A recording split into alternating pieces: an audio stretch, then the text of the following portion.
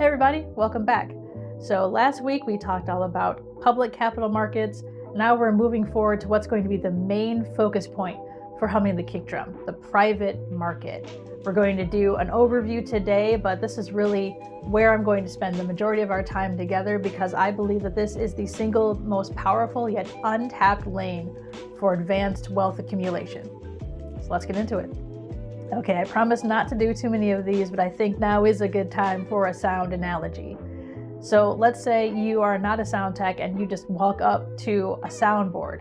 It can be really intimidating and confusing. There's all those dials and buttons and flashing lights. But once you understand how a soundboard works and what it can do, you realize that yes, it is complicated, but it's not complex. And it is capable of powerfully augmenting the original input. The exact same thing is true with the private markets.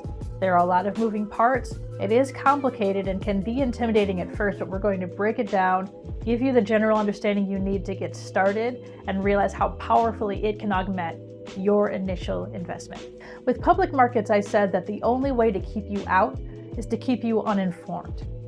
With private markets, there are a few more barriers to entry, but nothing you can't overcome once you understand the key players and terminology. That being said, there are some distinctions between public and private markets that it's important for you to understand before you begin your private market investment journey. So I'm going to take a few moments and go over those now. The first key difference is ownership. With the public market, you're trading a publicly traded company. So the company has fully issued shares as offering ownership of the company to really anyone who has the means to buy it. In the private market, you still have companies that are owned, at least in part, by the founder. The founder is the person who initially started the company, the small business owner. This is a key term, an industry term, so you want to make sure that you have an understanding. When I say founder, I'm talking about the initial business owner and operator. Next up is liquidity. Liquidity basically means the ease of being able to turn your investment into cash. So with the public markets, your stocks, your bonds are highly liquid. You can sell your stocks, sell your bonds, and the cash is deposited in your brokerage account the next business day, typically. In private markets, your investments are highly illiquid. Once the investment is made, it is very difficult to cash that out until the time has elapsed for you to get your return on your investment. That leads me directly into my next point, time horizons. With public markets, you can experience a return on your money very quickly, especially if you are investing in a sector that is experiencing rapid growth. You can see over a very short period of time your capital appreciate. On the other side, with private markets, you are expecting a longer period of time before you see any type of return in your money. It could be 5, 7, even 10 years before you get that return on your initial investment. Next up, your risk goes up significantly with private markets. Again, these are usually companies that are fairly early on.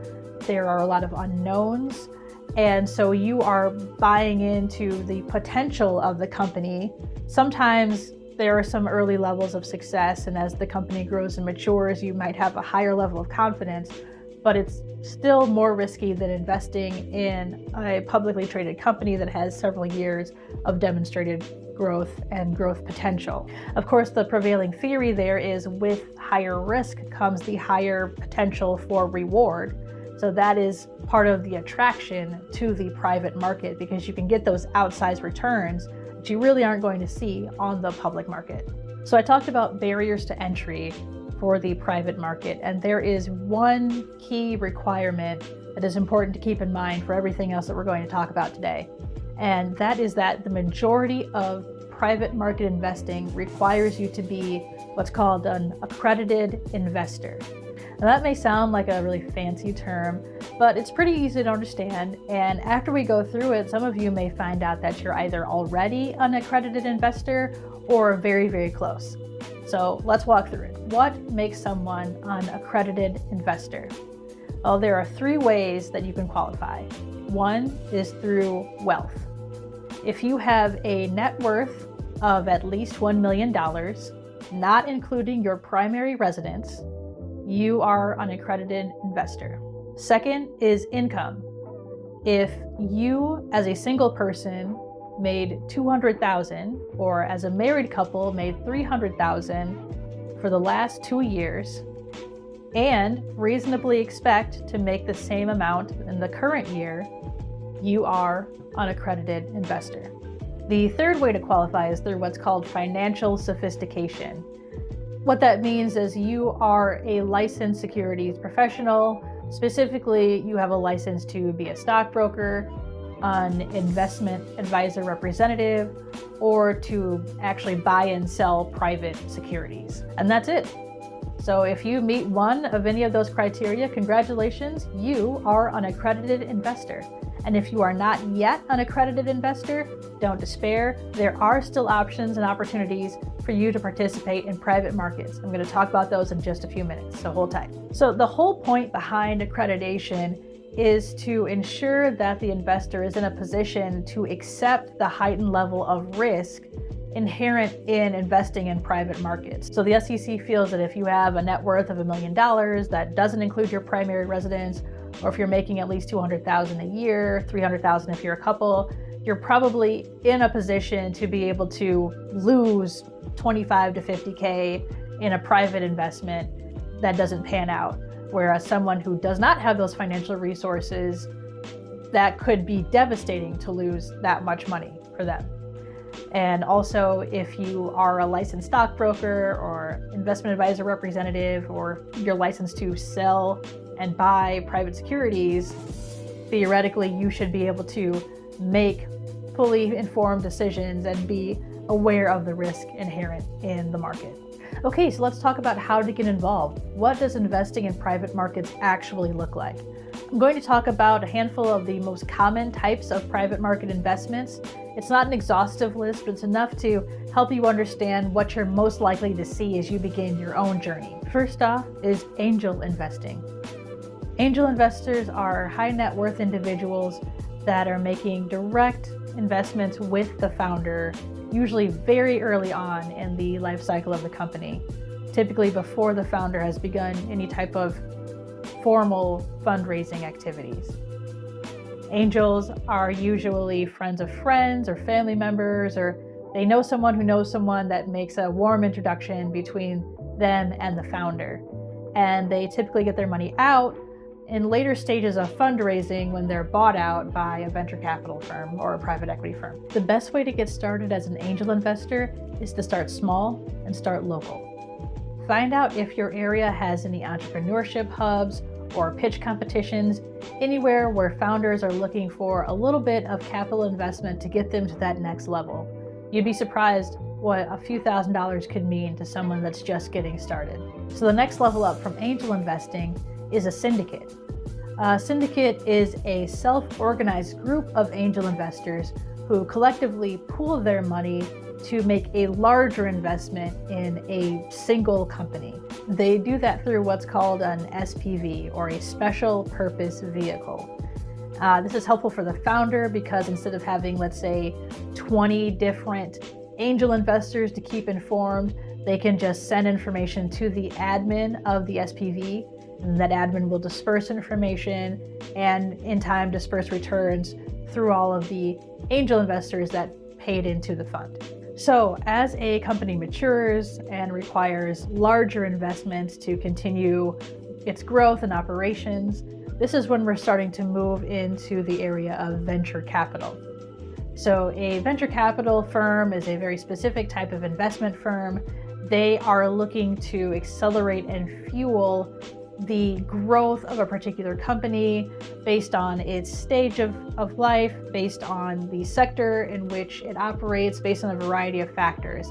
And not only are they providing capital to the firm, but they also ought to be providing some level of expertise or competitive edge to help that company skyrocket and return 10, 20, 30x on the money that was invested, ideally. So from an investor perspective, you will be what's referred to as a limited partner, or an LP, of the fund. So you are investing money into a fund that's going to be used for a specific type of investment or an investment thesis. And the general partners or GPs who are employed by the VC firm oversee that money and deploy it into a variety of investments over the life cycle of the fund. One thing that's a little bit different about syndicates versus VCs is that with a syndicate, the angel investors are pooling the money collectively. So everyone is investing whatever amount that was agreed to, and they're taking that total amount and investing it in one company. With a VC fund, LPs are committing a certain level of capital. So let's say you are an LP and you have committed $50,000 to a particular VC fund. That does not necessarily mean that you are writing a check for $50,000 right up front, giving that to the GP for them to invest. Instead, what that might look like is you put in an initial amount, maybe $15,000, $20,000, and as deals surface to the VC that are interesting to them, they will do a call for the additional funds. So over the life of that fund, you will have invested $50,000, but it's more as opportunities arise as opposed to everything all up front. So VCs make their money for themselves and for their LPs when the company has an exit event. That could mean that they are going public with their IPO, initial public offering. It could mean that they are acquired or merge with another company, or it could be a liquidation event. The company goes under and sells whatever assets it has, and the VC takes whatever they can get from that loss. The agreements and percentages that each LP will get vary with each VC, so you will receive what's referred to as an LPA, a limited partner agreement, that dictates the terms for that particular fund. The last type of private market investment I want to talk about is private equity. The setup and structure of a private equity or PE firm is very similar to that of a VC firm. However, while VC firms are looking to invest in a company and accelerate its growth, a PE firm is looking to purchase and operate a more mature business. So with a PE firm, your returns as an LP are going to be more from the ongoing operations from the business as opposed to an exit event with VC. A few minutes ago, I mentioned that even if you are not yet accredited, you still can participate in private market investments. This is done through what's called regulation crowdfunding or Reg CF investments. These are operated on online platforms. You can kind of think of them as like GoFundMe, but instead of just donating to an individual or to a cause, you are actually purchasing equity in a company. Think of it like angel investing, but at a lower amount and without the need to be an accredited investor.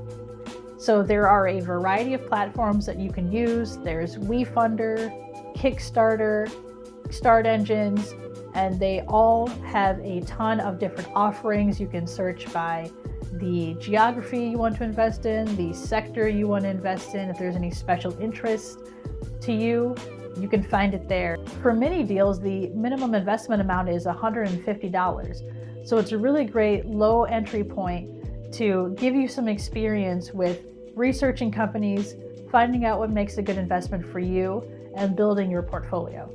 All right, so there you have it. Private markets in a nutshell. And whether you're accredited or not, you should have some really great practicals on how to begin your private market investment journey today. So let me know in the comments, what types of companies are you thinking about investing in? What would you like to see your money go towards? What problems would you like to see solved? In the coming weeks, we'll continue talking about investment readiness, focusing on the second two C's, confidence and conviction, to get you to the point where you feel ready to begin making meaningful investments in the founders that are solving the problems that matter to you and your community. We'll see you next time.